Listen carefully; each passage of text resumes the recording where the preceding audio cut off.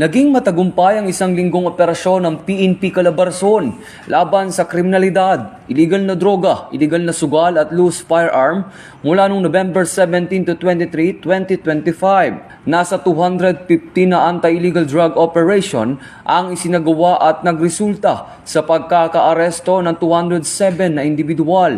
Nakumpiska naman ang 635.78 na gramo ng shabu, 49.72 na gramo ng marijuana na may kabuong halaga na 4,329,272 pesos. Sa kampanya kontra loose firearm, umabot sa 4,807 operasyon ang isinakatuparan na nagresulta sa pagkakadakip ng 21 na suspect.